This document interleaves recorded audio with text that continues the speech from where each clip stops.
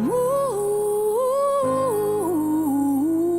mountains. We gon' walk it out and move mountains.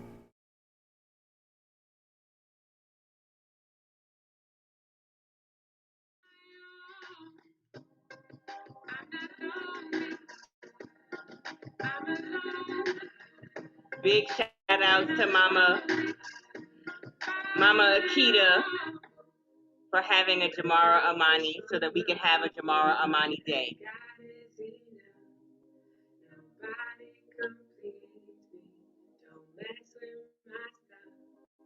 All right, so we are presenting Jamarah Amani with her basket of goodies. Today is Jamarah Amani Day.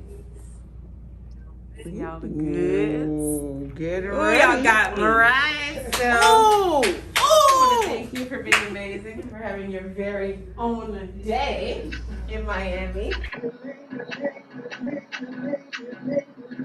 I'm so blessed for it to be a nice day in Maryland. I'm joining you guys here from the DMV, from the nation's capital.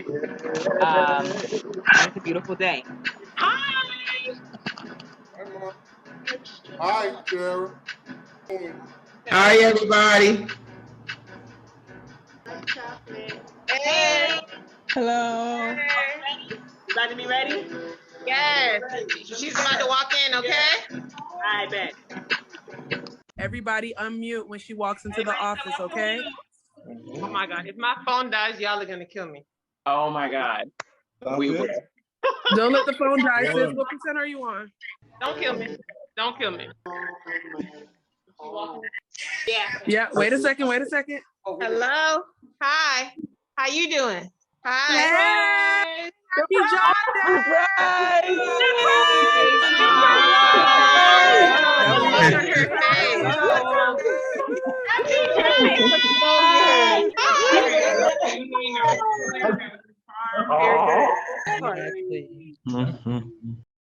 Okay, I'm pregnant and I know exactly what I want. I want a midwife. Who do you know? And she's like, okay. She's like, I have one person in mind. I know other people, but here's this person. I really think you'll really hit it off with Jamarah. You'll love her, and she's incredible and amazing. And through Dream Defenders, we had organized a showing of a film. After the film, there was a talk, and someone stood up and was like, I tell, I'm a midwife, and I tell my mothers that, they have to be able to take care of themselves, and it's okay to, turn off the TV, turn off the phone, just take care of your mental health. And I turn around, I think that's my midwife. I met Jamarah at a congressional briefing, and I was, positioned right in front of her.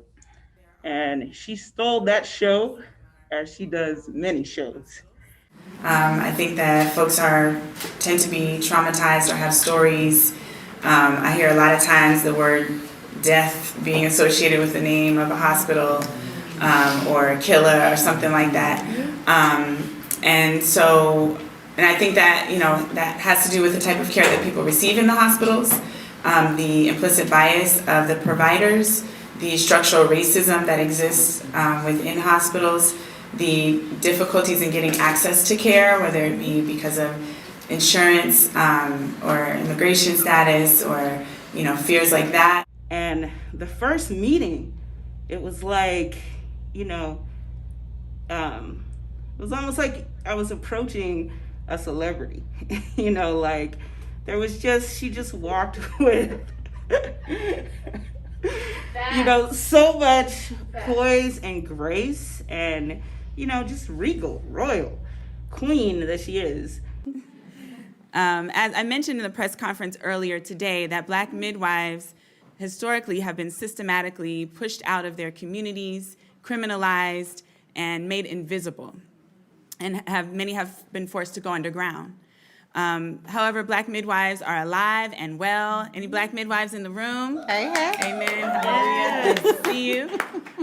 We are here and we are serving our communities, and it's important that we continue our work because bringing back midwifery care back into our communities is healing, it's holistic, it's humanistic, and it centers Black mamas and allows us to innovatively come up with solutions based in tradition, based in history, based in resolving trauma and healing, and moving forward with a platform that centers Black families. I met Jamarah while I was pregnant with my third baby, and I couldn't find anybody to take over my care.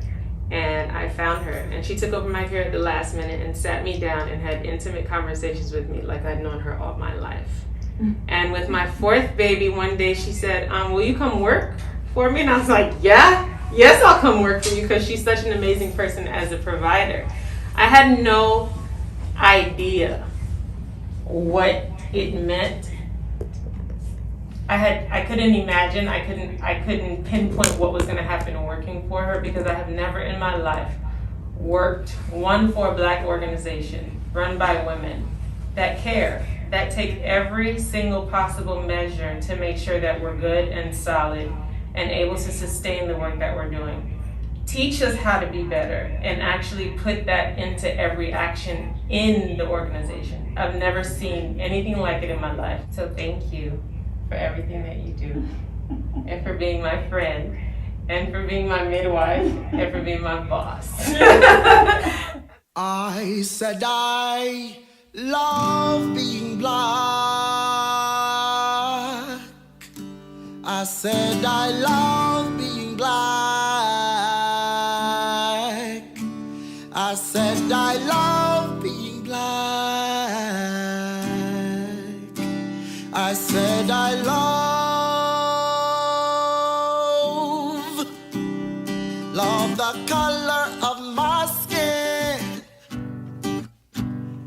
It's the skin that I'm in. I love the texture of my hair, and I will rock it everywhere. I said I love being Black. I said I love being Black. I said I love being Black. I said I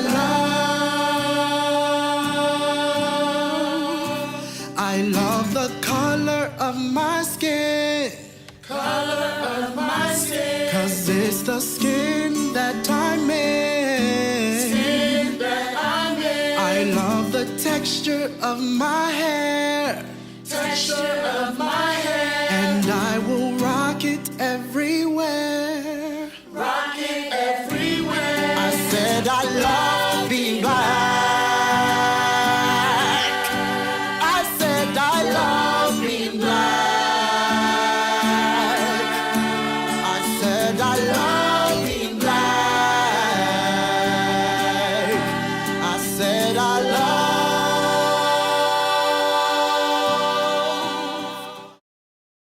When I met Jamarah, I just knew that she was my sister from another mister. I just knew that this was it. She was like, yo, I was like, I wanna do work. I was a newly trained doula. I was like, I wanna do this work. And she was like, I got this organization. And I was like, bet, let's go. I have been able to jump in this work each time because of Jamarah's invitation and her faith in me. Even when we initially met, she didn't know much of anything about me except who I said I was and what I said I wanted to be in this world. And she has stood firm behind me in that. And each time I'm, kind of leery about, oh, should I take this leap? She's like, sis, you got it. Go for it. All right. Thank you. Good morning, members of the committee, Chairman Miller. My name is Angela Hardison Breckenridge. I am a doula, a lactation educator, and midwife assistant, otherwise known as a birth worker. I'm here today to testify in favor of expanding access to paid family leave and to discuss the impact this policy can have on newborns and their families.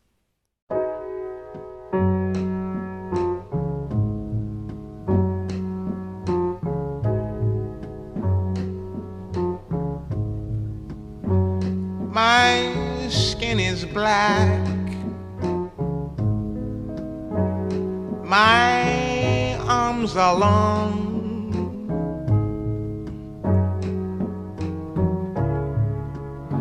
My hair is woolly.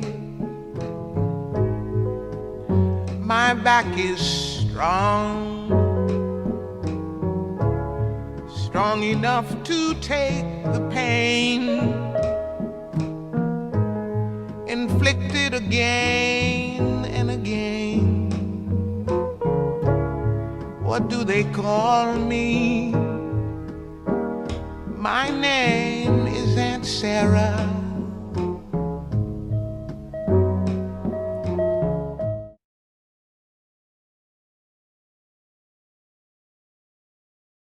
What side are you on, my people? What side are you on? We on the freedom side. What side are you on, my people? What side are you on? We on the freedom side. Harriet Tubman was a freedom fighter, and she taught us how to fight. Say what? So we gon' fight all day and night until we get it right. My name is Jamarah Amani. I use she and her pronouns. I am here today as representing Southern Birth Justice Network, but more importantly as a licensed maternal health care provider. I am here because Black women are dying. I am here because Tammy Jackson deserved better care. I am here because Black women deserve to birth in dignity. In 2017, a hurricane called Irma came to South Florida and the Caribbean. My family decided to evacuate to Georgia because of a 50-foot threatening coconut tree, and because being without electricity could have been dangerous for my son, who was dependent on a nebulizer at that time. So on my way back to Miami after the hurricane, I left my children with my mother because I wanted to go ahead and see how bad the damage was, and because our city government said water wasn't yet safe to drink. So on the road by myself, I was harshly reminded of my vulnerability and my lack of safety as a Black woman when I ran into a minor crisis and no one would help me. Afraid, and with tears streaming down my face, I resolved to figure it out by myself. And I did. But I share that story to illustrate the plight of Black women. As I drove home, I thought about Renisha McBride, the 19-year-old young woman shot in cold blood on a white homeowner's front porch when she knocked to ask for help. Black women don't get to be damsels in distress. We don't get to be rescued. In fact, we are often seen as threats.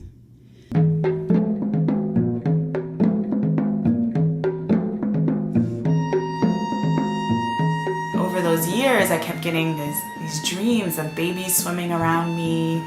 You know, I would be underwater in the ocean and there'd be babies swimming around me. And I would wake up and be like, oh my gosh, what is that? And just feel like this really strong pull, like there were these unborn babies that wanted me to be with them. And so, you know, I followed that calling to the path of becoming a midwife. I just want to simply just say, sorry, nervous. Jamarah, I love you. Thank you for being my rock. Thank you for being there for me. Like, when I speak with you, I feel at peace. No matter what's going on in my life, I could be stressed out, worried, everything. But as soon as I see you, as soon as I speak to you, I feel so relaxed. It's like I don't have a care in the world. I thank God for bringing you into my life. And I'm also thankful for your mother for bringing you into this world. Because if she hadn't had you and I never met you, I don't know what my life would be without you.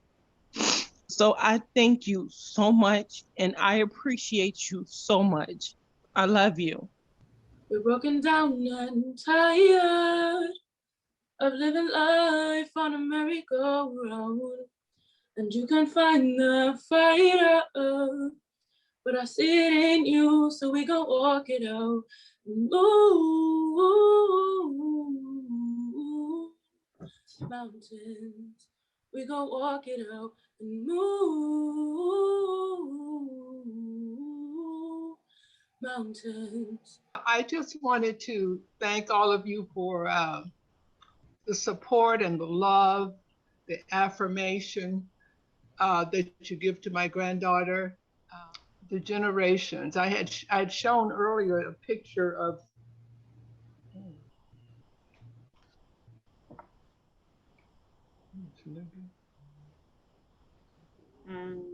Yes.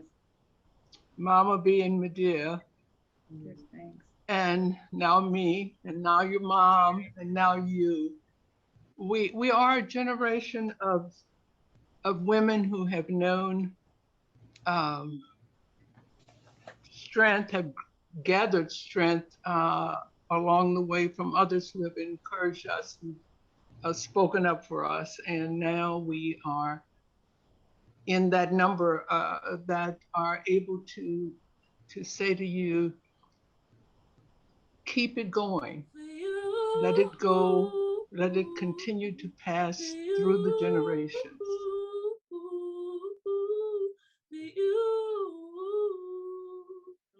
Love you very much. So, one of your favorite songs.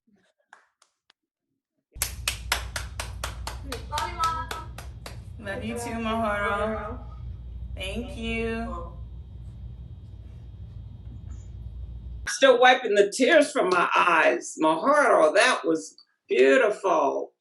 Oh my gosh. It's raining in my eyes, y'all. It's raining in my eyes. Okay. Jamarah, of course, we all love you. And you know that I love you so much. And all of the children. And of course, all the work that you are doing in SBJN and in your own private practice and Open Hands Midwifery, and just all the work you're doing to lift people up and just try to bring birth justice to the Miami area and nationwide. It's a movement that you've been involved in for a long time. And I'm just, so pleased to see the fruits of it and how it's growing and just expanding and touching so many people and so many lives. So I'm a midwife, which means I catch babies. It also means that I take care of pregnant people throughout the course of their pregnancy, prenatally, during birth, and postpartum after they've had the baby. My passion for the last 22 years has been improving outcomes of perinatal health and supporting families in having healthy birth outcomes. I talk to a lot of Black moms, and many of us don't feel safe in hospitals.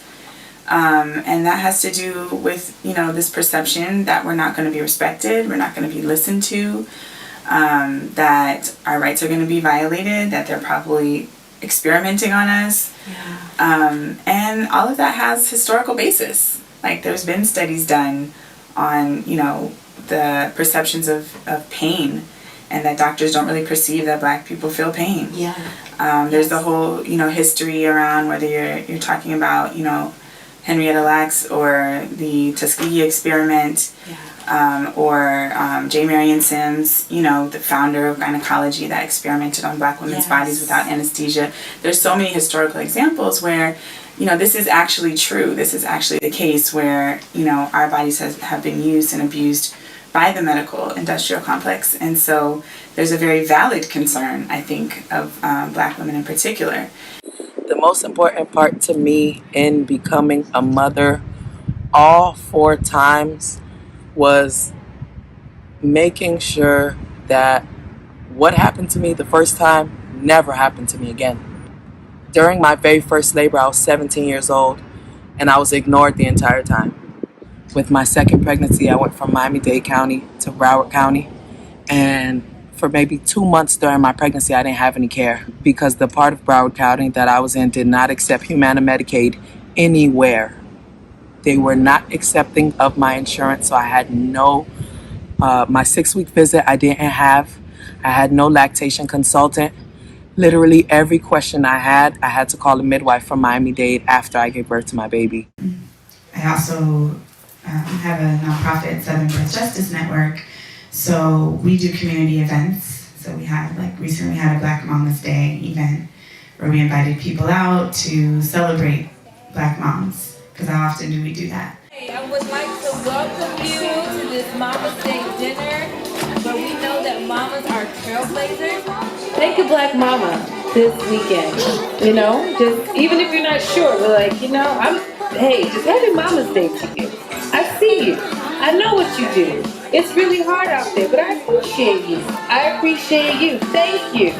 Thank you. Because I don't know where I would be without my mama. My goodness, what she's done, what she sacrificed for me. So let's turn on some music, let's dance, let's do a little bit more bidding on the silent auction, and let's have a good time. Not just talk about the problem, but talk about all the ways that Black mamas are resilient and, taking care of families and building these support systems and being the leaders in their communities. So that community organizing aspect is really important. We go to the Capitol. We took a group of young Black moms, teenagers, and just told them that their voices are as important as anyone else. They brought their babies. We talked to legislators about making sure that doula support is available for everyone in Florida, regardless of if they can pay, making sure that we have policies in place that are addressing the Black maternal health crisis. And so, developing leadership is also an important skill, I think, for Black moms in particular. So that's some of the work that we're doing to build those layers of protection and support, that it's not just about how much weight did you gain and what's your blood pressure and here are your lab results, but caring for a pregnant person facing all these different oppressions also means connecting them to community in these deeper ways. Yeah, I'm still getting over the shock. Thank y'all so much. I did not have a speech prepared. Y'all didn't give me no warning, but thankfully I trained as an actress and a spoken word artist, so here we go. When I think about the history of Black midwives and the legacy of Black midwives didn't just catch babies, even though that's the primary role midwives are known as. Midwives built community. Midwives were the pillars of their community. And because I had such strong examples, it's something that I always really strive for, is to be a person that builds community, that connects people. That's why it's Southern Birth Justice Network, and that really, that family vibe, that culture vibe, that liberation community vibe, the spirituality, typically we open space with ancestral acknowledgement prayer, libations, because we cannot ever forget those who came before us and what they have given us, and the responsibility that we have to keep passing it on.